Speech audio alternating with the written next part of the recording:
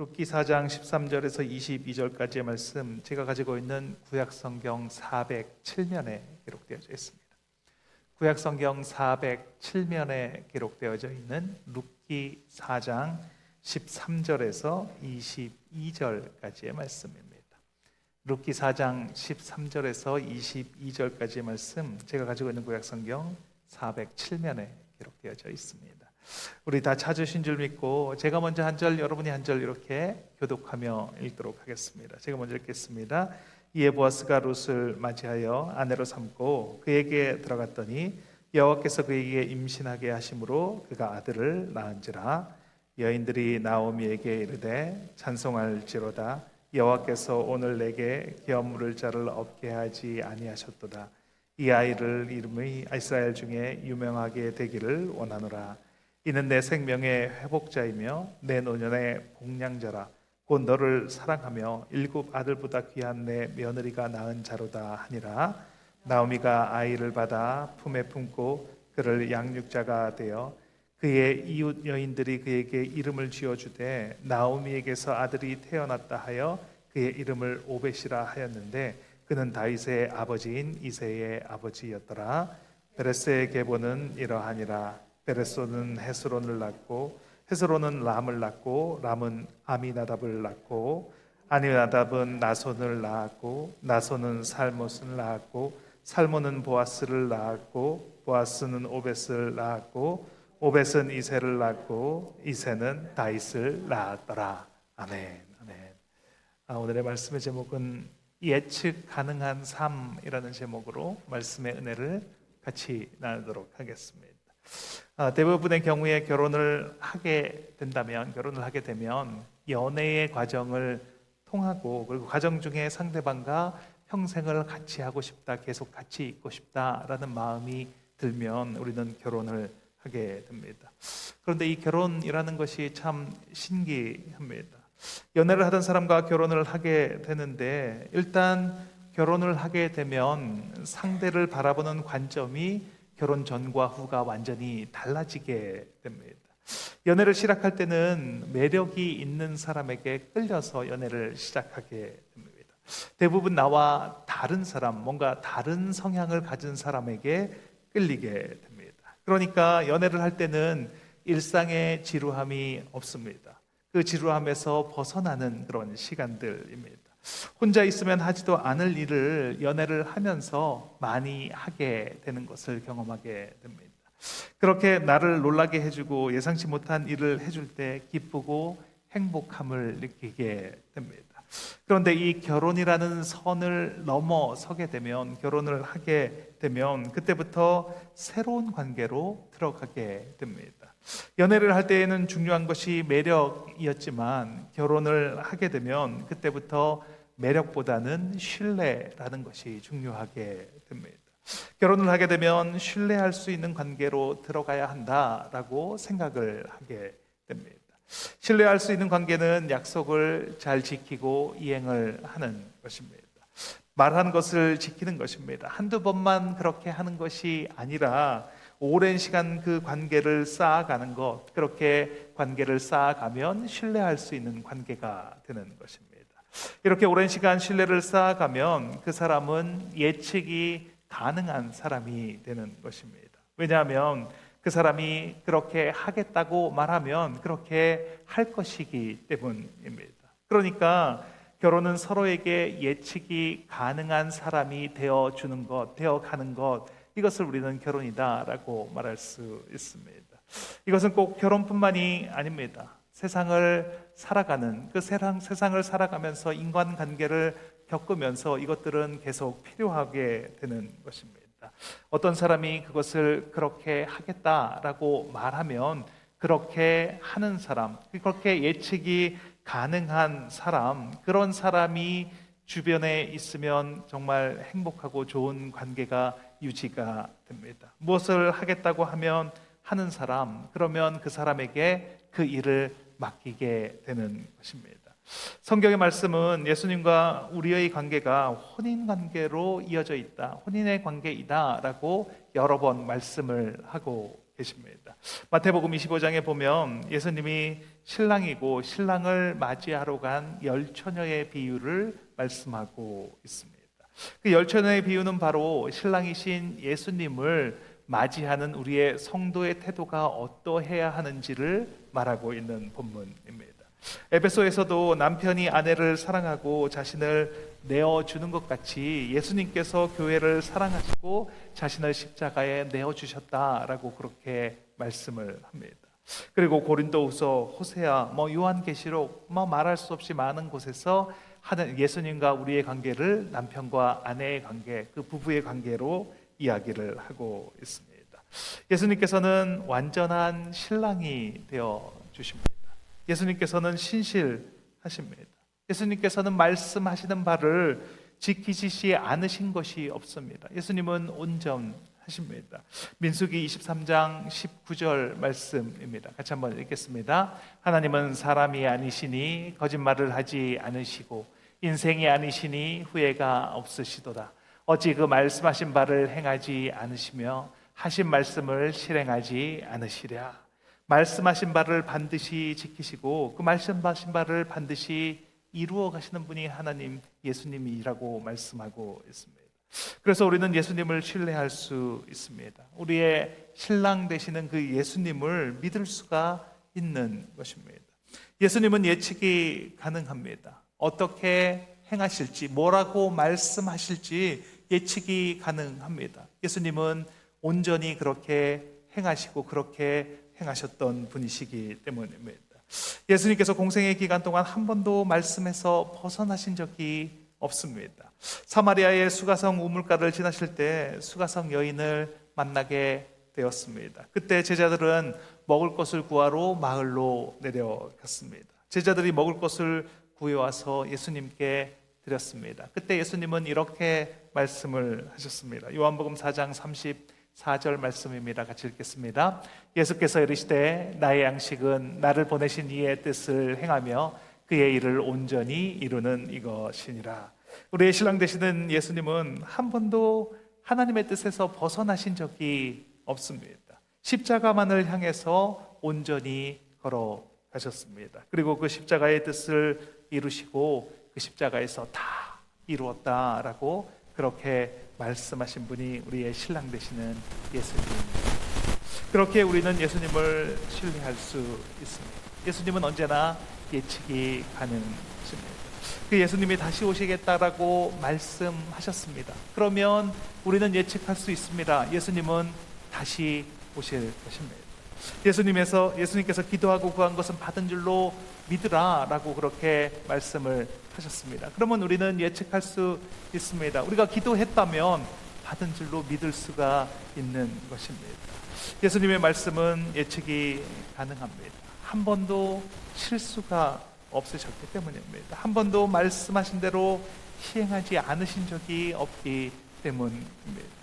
오늘 본문에서 보아스는 예측이 가능한 사람으로 등장을 합니다. 왜 그렇습니까? 그 말한 대로 지키는 사람이기 때문입니다. 룻이 보아스를 만나고 집으로 돌아와서 나오미에게 그날 있었던 일을 이야기를 다 합니다. 보아스가 룻에게 기업 물을 자에게 가서 먼저 묻고 그가 물으겠다 하면 좋겠니와 그가 물으지 않겠다라고 하면 자신이 그 기업을 물으겠다라고 이야기를 합니다. 그랬더니 나오미가 룻에게 이렇게 말을 합니다.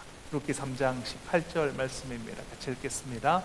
이에 시어머니가 이르되 내 딸아 이 사건이 어떻게 될지 알기까지 앉아있으라.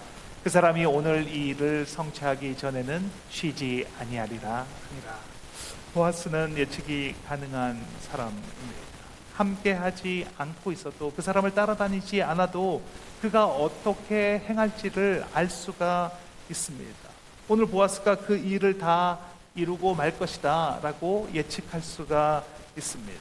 나오미는 그것을 알고 있습니다. 왜 그렇습니까? 보아스가 그렇게 살아왔기 때문입니다. 그의 삶을 통해서 보아스가 어떤 사람인지 증명하는 삶을 살아왔기 때문입니다. 그래서 이제는 알고 있습니다. 보아스가 어떻게 행할지, 그리고 결혼한 이후에도 어떻게 행할지를 알 수가 있는 것입니다.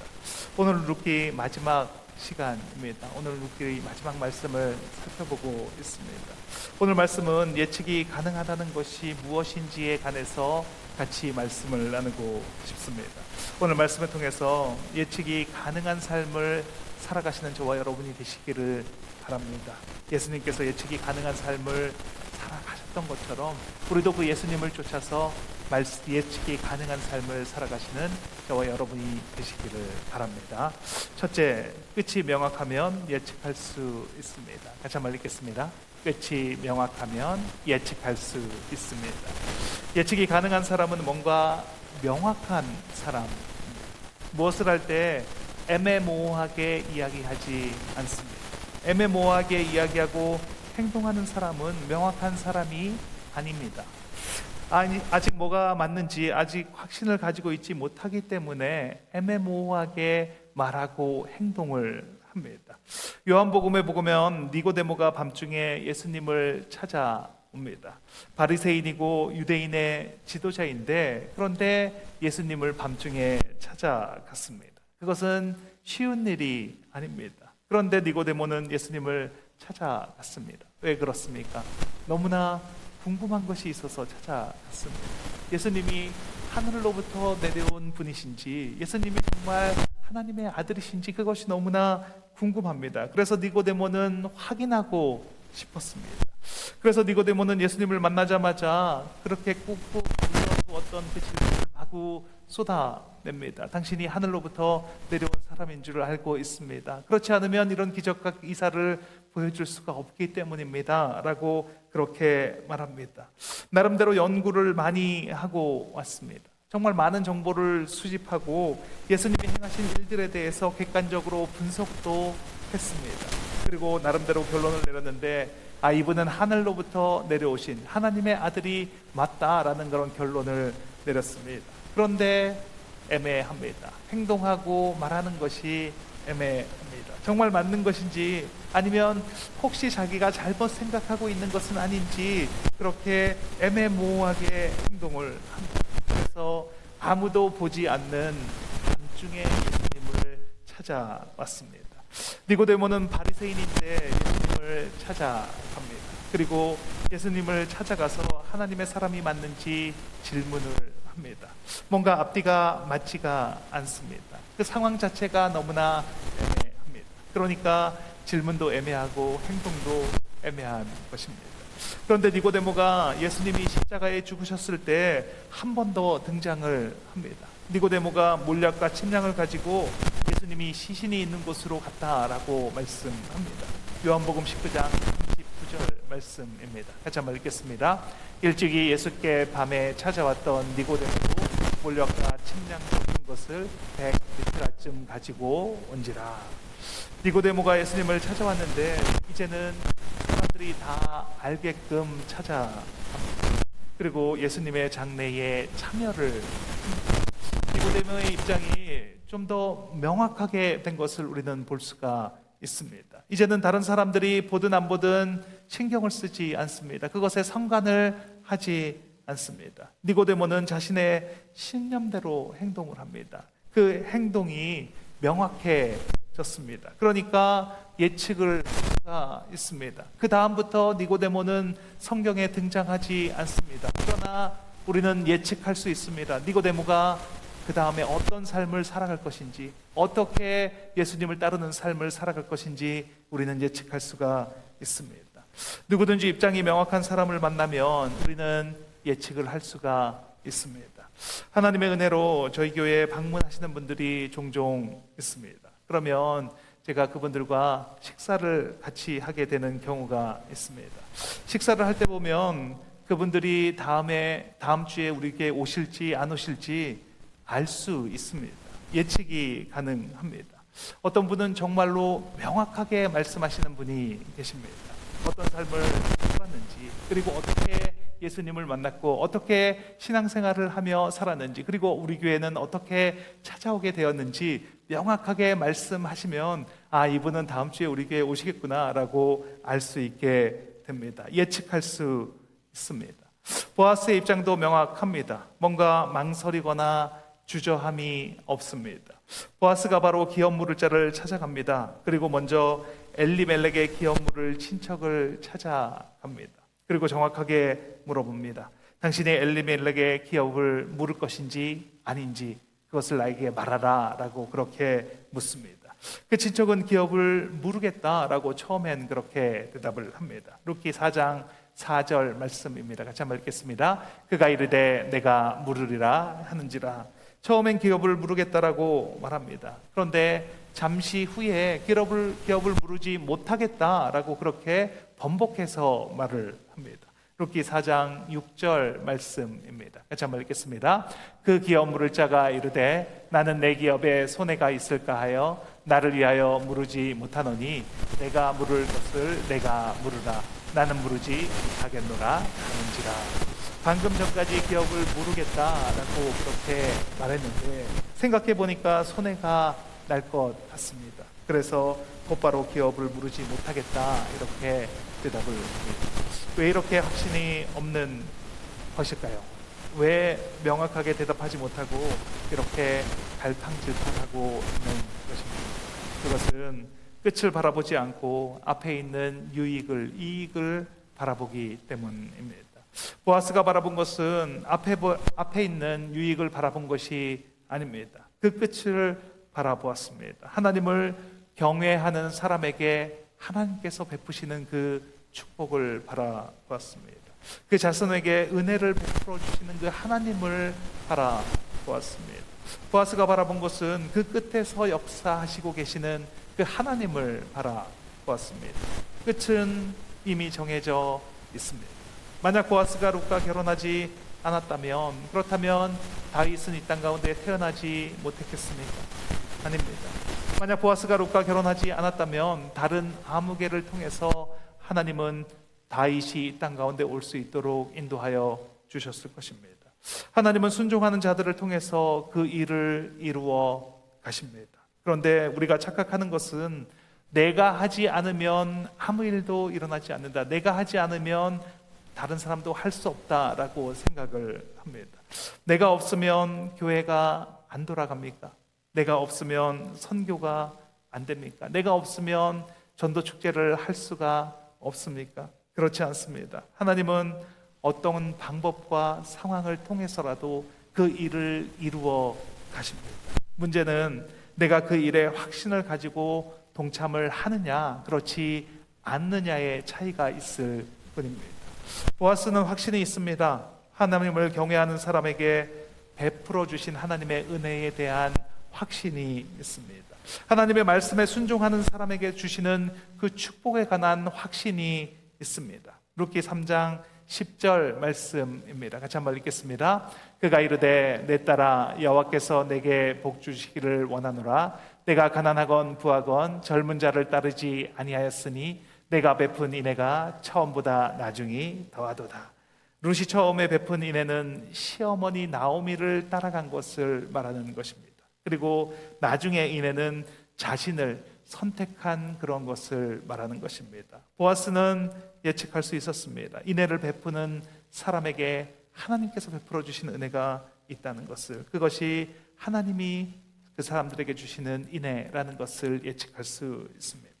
룻기의 마지막은 이렇게 끝을 맺습니다. 룻기 4장 21절 22절 말씀입니다. 같이 읽겠습니다. 살몬은 보아스를 낳았고 보아스는 오벳을 낳았고 오벳은 이새를 낳고 이새는 다윗을 낳았더라. 하나님의 뜻을 믿고 하나님을 따르는 사람들이 어떻게 살아가게 될지를 예측할 수 있습니다. 룻과 보아스는 다윗의 조상이 되고 예수님께서 오실 길을 예비하는 사람들이 됩니다. 나의 끝은 명확하십니까? 나는 지금 명확한 그 끝을 바라보고 살아가고 있습니까? 끝이 명확함으로 예측 가능한 삶을 살아가시는 저와 여러분이 되시길 예수님의 이름으로 축원드립니다. 둘째, 정확하게 해석하면 예측할 수 있습니다. 같이 한번 읽겠습니다. 정확하게 해석하면 예측할 수 있습니다. 같은 상황이라도 어떻게 해석을 하느냐에 따라서 그 상황이 완전히 180도로 달라지는 것을 우리는 경험하게 됩니다. 화분에 화초를 심었는데 말라서 거의 죽어가고 있습니다. 어떤 사람은 이렇게 해석을 할 것입니다. 왜 화초가 죽었을까? 나는 왜 맨날 화초를 심으면 죽는 것일까?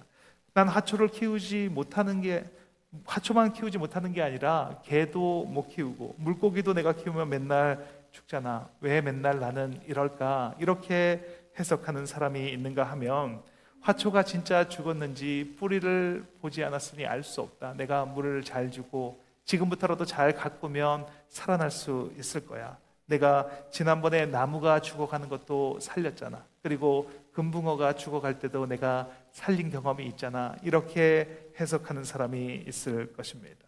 똑같은 상황인데 어떻게 해석을 하느냐에 따라서 완전히 상황은 달라지게 되는 것입니다. 이게 화초를 키우는 문제라서 심각하지 않을 수 있는데 이게 만약 믿음에 관한 문제라면 어떻겠습니까? 만약 이것이 영생을 결정하는 문제라면 그것이 어떻겠습니까? 룻기에서 나오미는 뛰어난 해석의 능력을 보여주고 있습니다. 룻이 이삭을 주우러 갔는데 우연히 보아스의 밭에서 이삭을 주었습니다. 그런데 보아스의 배려로 많은 곡식을 주어 가지고 돌아오게 되었습니다. 그때 나오미가 누구의 밭에서 주었는지 룻에게 물었습니다. 그랬더니 룻이 보아스의 밭에서 주웠다라고 그렇게 말을 했습니다. 그랬더니 나오미가 말합니다. 룻기 2장 20절 말씀입니다. 같이 한번 읽겠습니다. 나오미가 자기 며느리에게 이르되 그가 여호와로부터 복받기를 원하노라. 그가 살아있는 자와 죽은 자에게 은혜 베풀기를 그치지 아니하도다 하고 나오미가 또 그에게 이르되 그 사람은 우리와 가까우니 우리 기업을 물을 자 중에 하나이니라 하니라. 나오미의 해석이 놀랍습니다. 현실에 되어진 일을 정확하게 파악을 합니다. 그리고 하나님께서 앞으로 하실 일에 대해서도 예측을 합니다. 현실을 정확하게 해석하니까 앞으로 되어질 일이 예측이 되어지는 것입니다. 나오미는 자신을 마라라고 부르라라고 이렇게 말합니다. 자신을 쓰다, 쓴물이다라고 부르라고 합니다. 부하게 나갔다가 이제는 아무것도 없이 빈털터리로 돌아왔다라고 그렇게 자신을 얘기합니다. 자신의 처지는 아무것도 없는데 그런데 그런 자신의 처지를 돌봐주는 사람이 나타나게 되었습니다. 그런데 그가 보았습니다. 그 보아스는 자신의 가문의 기업을 물을 자 중에 한 사람입니다. 사도행전에 보면 바리새인의 지도자 중에 가장 뛰어난 가말리엘이라고 하는 사람이 등장을 합니다. 사도들이 성령의 충만함을 받고 표적과 기사를 많이 일으킵니다. 그랬더니 대제사장과 사두개인들이 그 사도들을 옥에 가뒀습니다. 그리고 대제사장이 신문을 합니다. 예수의 이름으로 사람들에게 가르치지 말라, 선동하지 말라라고 그렇게 말을 합니다. 베드로가 사람보다 하나님께 순종하는 것이 마땅하다 이렇게 반박을 합니다. 이 말을 듣고 유대인들이 사도를 죽이려고 합니다. 그때 가말리엘이 나서서 그들을 말립니다. 옛날에 드다라고 하는 사람이 일어나서 자기를 높여서 400명가량이 따랐는데 그 사람이 죽으니까 그 400명이 다 흩어졌다라고 말합니다. 호적할 때 갈릴리의 유다라고 하는 사람이 사람들을 깨워서 그들을 따르게 했는데 그가 망했더니 다 흩어져 버렸다. 그러니까 그 사람들을 그대로 두라라고 말합니다. 사도행전 5장 38절 39절 말씀입니다. 같이 한번 읽겠습니다. 이 사상과 이 소행이 사람으로부터 났으면 무너질 것이요 만일 하나님께로부터 났으면 너희가 그들을 무너뜨릴 수 없겠고 도리어 하나님을 대적하는 자가 될까 하노라 하니. 그래서 제자들이 풀려나게 되었습니다. 가말리엘은 예수님을 믿지도 않는 사람입니다. 그런데 그의 해석이 너무나 명확합니다. 지난 일들을 명쾌하게 이야기합니다. 그리고 그것을 바탕으로 앞으로 되어질 일까지도 정확하게 예측을 합니다. 가말리엘이 예수님을 믿지 않았지만 이렇게 해석할 수 있었던 이유는 무엇입니까? 그것은 그가 유대인의 학자로서 성경을, 그 구약 성경이지만 그 구약 성경을 열심히 연구하고 그것에 능통한 자가 되었기 때문입니다. 우리의 해석 능력은 말씀을 해석하는 만큼 가능합니다. 아는 것이 중요한 것이 아니라 해석을 하는 것이 중요하다라는 것입니다. 가말리엘이 아는 만큼 유대인들도 알고 있었습니다. 드다가 일어났던 일, 유다가 사람들을 따르게 했던 일, 그 모든 것들은 그 유대인들도 다 알고 있었습니다. 그런데 다른 유대인들은 제자들과 그 일을 연결시키는 일은 하지 못했습니다. 그렇게 연결하는 해석의 능력은 없었습니다. 가말리엘은 해석을 합니다. 그것도 정확하게 해석을 합니다. 이 일이 하나님께로부터 났으면 하나님을 대적하는 일이 된다라고 그렇게 경고를 합니다. 예수님께서 공생의 사역을 하실 때 말씀으로 해석을 하셨습니다. 니고데모가 찾아왔을 때 물과 성령으로 거듭나야 되겠다라고 말씀해 주십니다. 말씀을 잘 알고 있는 유대인의 선생인 니고데모가 말씀을 잘 해석하지 못하고 있습니다. 예수님이 누구인지 해석이 안 됩니다. 어떻게 기사와 이적을 행하고 있는지 해석을 하지를 못합니다. 구약에서 예언한 메시아가 온다는 것을 알고 있습니다. 니고데모도 분명히 구약에서 예언한 것들을 알고 있습니다. 그런데 그것이 예수님이라는 것이 연결이 안 됩니다. 그것을 해석을 하지를 못합니다. 말씀으로 해석을 해야 합니다. 우리는 여러 주에 걸쳐서 룻기를 살펴보았습니다. 룻기가 기록된 성경은 똑같습니다. 성경의 말씀은 똑같이 룻기를 말씀하고 있습니다. 그 말씀을 우리는 똑같이 나누었습니다. 그런데 그것을 어떻게 해석하느냐가 중요합니다. 룻기를 시어머니들이 볼 때는 내 며느리도 룻과 같이 저렇게 해야 되는데 이렇게 해석을 한다고 합니다. 그렇게 해석을 하면 다른 것은 보여지지가 않습니다. 룻기는 사사기와 사무엘상 사이에 위치하고 있는 성경이 바로 룻기입니다. 사사기 시대를 끝내고 왕들의 시대가 열려지는 그 시점에 룻기가 자리를 하고 있습니다. 물론 사울 왕이 첫째 왕이지만 정말로 그 왕들의 시대를 열어간 왕은 다윗 왕이다라고 말할 수 있습니다. 그 다윗 왕의 탄생에 관한 이야기를 담고 있는 것이 바로 룻기입니다. 어떤 과정을 통해서 태어나게 되었는지, 그리고 그 다윗 왕이 태어나기까지 얼마나 많은 일들이 있었는지, 하나님이 우리 한 사람 한 사람을 이 땅에 태어나기까지 얼마나 많은 준비를 하셨는지, 그 준비 과정을 어떻게 거치셨는지 그것을 말씀하고 있는 것입니다. 보아스가 오벳을 낳고 오벳은 이새를 낳고 이새는 다윗을 낳았습니다. 보아스의 위에는 살몬, 나손, 아미나답, 람, 헤스론, 베레스입니다. 여기서 끝납니까? 그 위로 계속 올라가다가 보면 그 제일 위에는 아담과 하와가 있습니다. 아담과 하와 때부터 하나님은 다윗을 준비하고 계셨습니다. 룻기를 통해서 말씀해 주시고 싶은 말씀이 있습니다. 우리를 얼마나 소중한 존재로 바라보고 계시는지, 우리가 이 땅에 오기까지 얼마나 많은 시간을 준비를 하셨는지 그 말씀을 하시고 싶으신 것입니다. 그리고 오늘 우리 룻기를 보면서 그것을 알게 되었습니다. 말씀이 아니면 알 수 없는 그런 일들을 오늘 말씀을 통해서 우리는 깨닫게 되었습니다. 오늘 이 말씀을 우리는 어떻게 해석하고 있습니까? 하나님은 우리가 잘 되기를 원하시는 좋으신 하나님입니다. 하나님은 오랜 기간 우리의 삶을 준비해 오셨습니다. 하나님은 우리가 하나님의 자녀로서 살아가기를 원하십니다. 하나님은 오늘도 우리와 함께 하십니다. 그 하나님은 우리와 영원히 함께 하시겠다고 약속하신 하나님입니다. 이 말씀이 해석이 된다면, 그렇다면 우리는 영원히 하나님과 함께 동행하는 삶을 살아가는 존재가 되는 것입니다. 그러면 우리는 예측할 수 있습니다.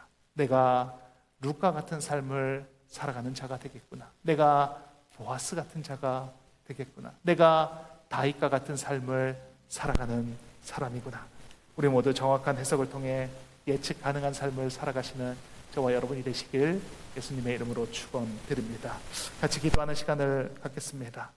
예수님께서는 예측 가능한 삶을 사셨습니다. 말씀한 바를 이루시고 하나님의 뜻에서 한치의 오차도 없이 살아가셨습니다. 그래서 우리는 예측할 수 있습니다. 예수님께서 나를 위하여 중보하고 계시는구나. 예수님께서 나를 붙잡고 계시는구나. 예수님이 내가 잘 되기를 원하고 계시는구나. 앞에 유익을 바라보는 것이 아니라 끝을 바라보게 하시고 영원한 삶을 바라보게 하옵소서. 말씀 앞에 말씀하시는 바가 무엇인지 알게 하시고 그 말씀에 따라 살아가는 내가 되게 하여 주시옵소서. 기도하면 들어주신 주님께 주님 한번 내치시고 통성으로 기도하시겠습니다. 주여